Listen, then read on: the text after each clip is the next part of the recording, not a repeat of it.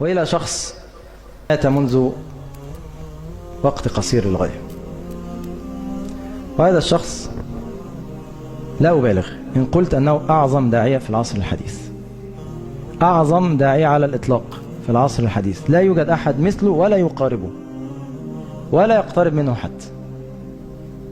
وقد يكون أغلب من يسمعني الآن لا يعرفه ولا يعرف اسمه حتى، إنه ظل يعمل أكثر من 20 سنة في الظل لا يسمع به أحد، هو تعرف في أواخر حياته بس كان يعمل في صمت شديد. هو الداعية الدكتور الموفق أسطورة دولة الكويت عبد الرحمن الصميت. هذا الرجل بأمة، ولو لم تنجب دولة الكويت إلا هذا الرجل لكفى بها أن تفتخر به إلى يوم القيامة. عبد الرحمن الصميت، عبد الرحمن الصميت، لا تنسوا هذا الاسم، لا تنسوا هذا الاسم. قبل ما أقول لك مسار حياته إزاي أنا أديك من الآخر عشان تتشوق. هذا الرجل ظل 30 عام يدعو إلى الله في إفريقيا، فأسلم على يديه 10 ملايين. انت كلمت كم واحد؟ انت كلمت اصحابك اصلا لسه ولا ما كلمتهمش؟ اسلم على ايده 10 ملايين شخص، بنى 6000 مسجد. ان انت بتحط 5 جنيه في اللي جامع بتفرح قوي يعني. بنى 900 مدرسة في افريقيا، بنى 5 جامعات، انشأ اكثر من 200 مركز اسلامي، أنشأ 7 محطات إذاعية إسلامية، أنشأ 70 مستشفى ومستوصف، حفر 10,000 بئر، وزع 7 مليون مصحف، كفل أكثر من 50,000 يتيم، علم أكثر من نصف مليون إفريقي. ده عبد الرحمن الصميت. دي النتيجة. النتيجة دي ليست وليد الصدفة، إنما هو بذل 30 سنة.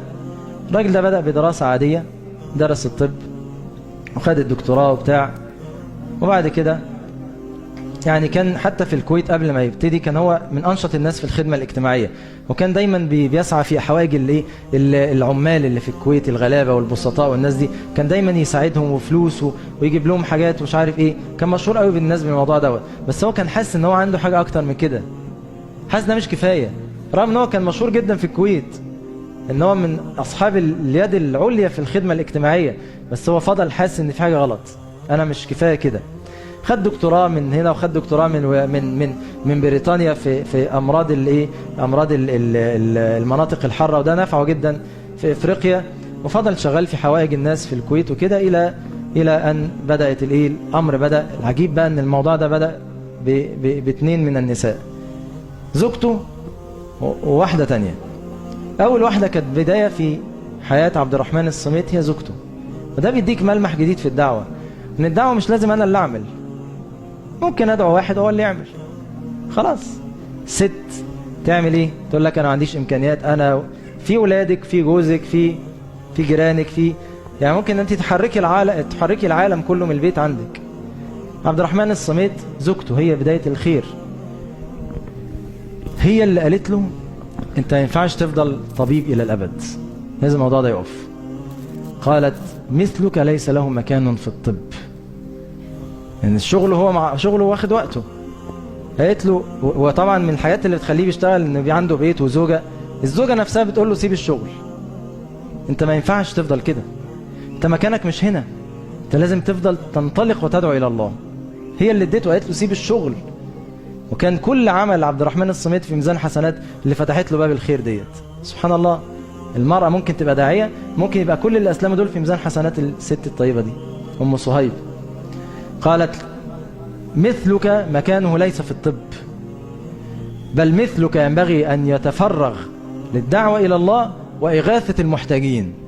حفزته، ساب شغله فعلا، بس دي مش على طول، هو بدأ بقى الموضوع بحاجة تانية.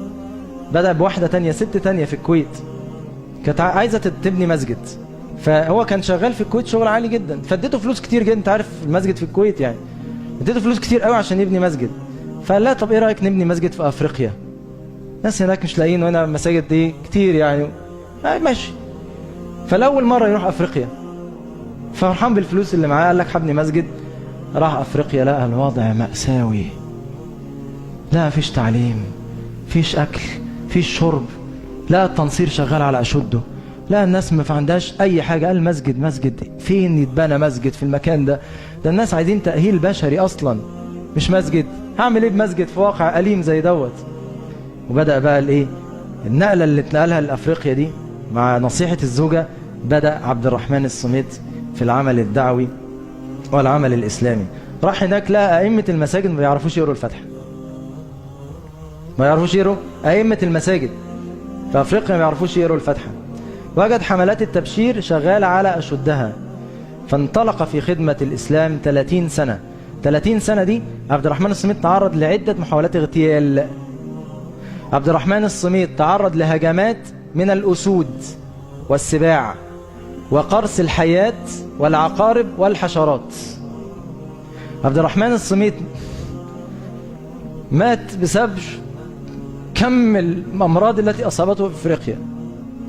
كل أنواع الأمراض تتخيل أصابته، من السكر إلى الملاريا، كل أنواع الأمراض، لكنه كان يحتمل ويصبر في سبيل الدعوة. كان لا يرضى أن يأخذ الدواء لما يتعارض الدواء مع دواء الفقير، كان يعطي الدواء للفقير وهو ما يفوت الدواء على نفسه.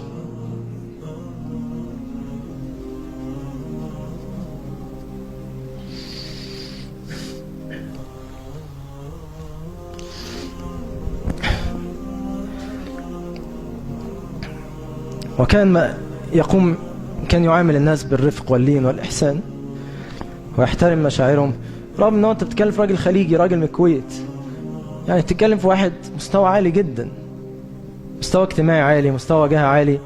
كان يعامل أفارقة بكل تواضع، ما يرى أنه خليجي ودول أفارقة، ولا يرى فرق بين أبيض ولا أسود، ولا فرق، ما في فرق أخواننا بين هذه الأشياء، إنما الفرق بينهم في التقوى. كان يلاعب الصبيان والصغار، يطعم بيديه الطعام، كان يصوروه بيشرب الأولاد اللبن، فرحان جدا هو بيشرب طفل إفريقي صغير اللبن. كان يعلم الجاهل، كان يأتي إلى القرية يجلس معهم أيام، يعلمهم الإسلام، يعلمهم الصلاة، يعلمهم الصيام والحجاب، ويترك فيهم الدعاء ثم يمضي بكل بساطة. ظل 20 سنة لا يعرف عنه الناس شيئا، يعني لم يظهر في الإعلام إلا بعد 20 سنة، لغاية ما اشتهر أمره جدا اضطر أنه يظهر في الإعلام، وكان ليه نية صالحة في هذا الأمر. وكان يخدم الناس خدمة جليلة حتى الكافر منهم، وكان يتعامل بمذهب الإحسان إلى من أساء إليه. مرة بيحكي أنه كان في الصحراء وهو في مهمة دعوية وتعطلت السيارة بتاعته في الطريق، مر عليه رجل قسيس من التبشيريين بالسيارة، طلب منه أنه هو ساعده، فعرف أن عبد الرحمن الصميت، فرفض القسيس أن يساعده ومضى بالسيارة. المهم ربنا كرمه، العربية اتصلحت. بيقول مشينا بالعربية لقينا عربية القسيس دوت متعطلة على جنب. بيقول فنزلت وقفنا معاه صلحنا له العربية. بيقول والله ما إن انتهينا حتى أسلم القسيس ودخل في الإسلام. بيقول هي دي كانت طريقتي في معاملة الناس، حتى مهما أساء إنسان إلي كنت أحسن إليه. دخل الراجل المبشر دوت في الإسلام بسبب أخلاق داعية. يا أخوانا بص، أنا دلوقتي ما بقولكش علم ولا حاجة، الراجل بس حركة مجتمعية وحاجات بسيطة، وراح أفريقيا مش محتاج يعلمهم حاجات صعبة، ده احنا بنتكلم في صلاة وصوم أي حد يعرفها يعني، عشان يبقى علامة، لا ده بسيط جدا. ظل داعية في أفريقيا. الحياة اللي بيحكيها بيقول أشعر بالفخر عندما أرى الأيتام الذين كانوا مشردين حفاة الأقدام، هم اليوم أطباء، مهندسون، أساتذة جامعة، مدراء مدارس، خبراء في أماكن مختلفة. أشعر بالفخر أن جهدي خلال 30 سنة أرى أن الله كافأني فيه وأني رأيت النتائج. أنه كان بيبني مدارس وجامعات، خلى الحافين دول أساتذة وعلماء وأطباء ومهندسين. كان كل وقته للدعوة، حتى في الكويت نفسهم ما كانوش بيشوفوه. تخيل واحد بيرجعش الكويت، تخيل انت قاعد كويتي هتعمل ايه؟ هترشق في الكويت طبعا، لكن ده ما كانش يشوف الكويت. بيقول يعني كان يوم ما بيجي فين وفين، حتى ممكن ابنه يكون بيكبر وهو ما يعرفش، يعني ممكن كل نزله بيلاقي ابنه عدى 10 سنين مثلا كده بتاع. وسبحان الله ولاده كلهم اشتغلوا في افريقيا، وزوجته راحت له افريقيا، وكل الاسره بدات تشتغل في الدعوه في افريقيا. وكان لا يضيع اي حد بيديله تبرع، كان يبقى حريص جدا ما يضيعش في حاجه، لا يرفه في نفسه في اكل ولا في مسكن، كان بينام على الارض، وكان ياكل اقل شيء ياكل خبز، وكان حتى الدواء استخسره في نفسه رغم الامراض الشديده اللي اصابته. خد جايزه الملك فيصل في العمل الاغاثي 750,000 ريال جايزة الملك فيصل. بيقول أقسم بالله ما أنفقت على نفسي منها ريالا واحدا، وكلها ذهبت في سبيل الله سبحانه وتعالى. من الأمور اللي تعرض ليها واللي خلته يجتهد، بيقول قعدت أشوف التنصير بيبذل قد إيه في أفريقيا. بيقول فهالني ما سمعت. شاف بقى، عرف بقى لما نزل الواقع عرف. بيقول علمت أن المجلس الكنسي قد فرغ أكثر من 700 ملايين ونصف داعية، 7 مليون ونص تبشيري شغالين في أفريقيا، وسخر لهم 4 مليارات دولار سنويا، وأسطول جوي من 360 طائرة لنقل المبشرين، وبث إذاعي 4000 محطة إذاعية. كل ده على أهل إفريقيا. الحاجة دي خلتني مش قادر أنام. إيه ده؟ كل ده شغال في أفريقيا وأنا شغال لوحدي؟ بيقول مرة قلت للناس، قلت لهم عايز أروح حتة محدش راحها قبل كده. ليه؟ قال لهم عايز أجرب كده أروح مكان صعب قوي يتراح، عايز أبعد مكان تتخيلوه في الإيه في البلد اللي أنا فيها. قالوا له في مكان بعيد بس هنوصل له بالعربية في حتة وبعد كده نمشي على رجلنا حتة طويلة قوي. قال لهم ماشي أنا معاكم، عايز أجرب شرف الدعوة في الأماكن ديت. جاء من أقصى المدينة إيه رجل، خدوه بالعربية ونزلوا، بعد كده بدأوا يمشوا يمشوا يمشوا. بيقول فجيت في حتة فاضية خالص، قلت لهم عايز أذن. قالوا لي، قال لهم هاخد شرف الأذان في المكان ده ما تأذنش فيه قبل كده. بيقولوا أنا ماشي لقيت امرأة جميلة شقراء معدية. إيه دي؟ بيضاء شقراء جميلة، تعمل إيه دي هنا؟ بيقول سألت عليها طلعت مبشرة أو منصرة يعني. بيقول فكرهت نفسي، كرهت كل اللي أنا بعمله. مش يعني بيقول اتضايقت من نفسي. أنا بقى هفكر نفسي بقى رايح حتة بقى محدش راح قبل كده بتاع. رحت هناك لقيت المبشر موجود. احنا بنعمل ايه؟ احنا بندعو الى الله ازاي؟ احنا امتى هنوصل للناس ديت؟ بيقول اصابني هم عظيم حتى لم استطع رفع الاذان من شدة الهم، من شدة الهم. ظل يدعو الى الله.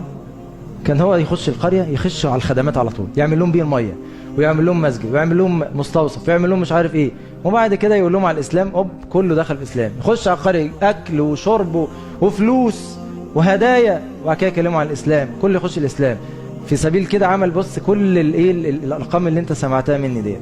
كان يعاني من السكر وارتفاع ضغط الدم وضعف عضلة القلب ونقص في وظائف الكلى وضعف البصر واحتكاك في الركبتين وآلام في القدمين والظهر، وأصيب بعدة جلطات في الرأس والقلب، وكان يتناول يوميا أكثر من 10 أنواع من الأدوية، ورغم ذلك لم يهدأ في العمل الدعوي، وكان يقول أنا أريد أن أعيش في إفريقيا وأموت في إفريقيا، أنا أحب إفريقيا وأحب الأفارقة، على الرغم مما يعتري الإنسان في إفريقيا من قلة الإمكانيات. لما قيل له متى تهدأ ومتى تستريح قال حين تضمنون لي الجنة سأهدأ وأستريح، طالما أنكم لا تضمنون لي الجنة فلا مفر من العمل حتى يأتيني اليقين، فالحساب عسير، كيف يراد لي أن أتقاعد وأرتاح والملايين بحاجة إلى من يدلهم على الهداية؟ كيف أرتاح وكل أسبوع يدخل الإسلام العشرات من خلال برامجنا، ونرى كل يوم أعداء الإسلام لا يدخرون جهدا ولا مالا في سبيل إبعاد أبناء هذه القبيلة التي كانت عربية مسلمة عن الإسلام، وينفقون كل سنة عشرات الملايين ولديهم عشرات من العاملين. والله لا أهدأ أبدا. ظل هذا حتى أثقله المرض جدا، ثم حمل حملا إلى الكويت، ظل يمرض هنالك فترة، ثم مات رحمه الله رحمة واسعة قريبا جدا، وكانت جناشته يوما مشهودا في العالم الإسلامي. أين نحن من هؤلاء؟ هذه الدعوة. رأينا مؤمن آل ياسين، رأينا يوسف عليه السلام في السجن، ورأينا عبد الرحمن الصميت 10 ملايين واحد يستجيب. مؤمن آل ياسين اتقتل، يوسف عليه السلام، كل واحد جو. كن داعية بأي شكل بأي وضع بإمكانياتك المحدودة بالمجموعة اللي حواليك، لكن ما ينفعش توقف، ما ينفعش تهدأ، ما ينفعش تسكن. اختر لنفسك مكانا ونال هذا الشرف العظيم. الحق بهؤلاء، بيوسف عليه السلام، بمؤمن آل ياسين، بهذا الجبل الأشم عبد الرحمن الصميت. أين نحن من هؤلاء؟ والله الواحد يعني يستحي أنه أصلا يكون يتكلم أو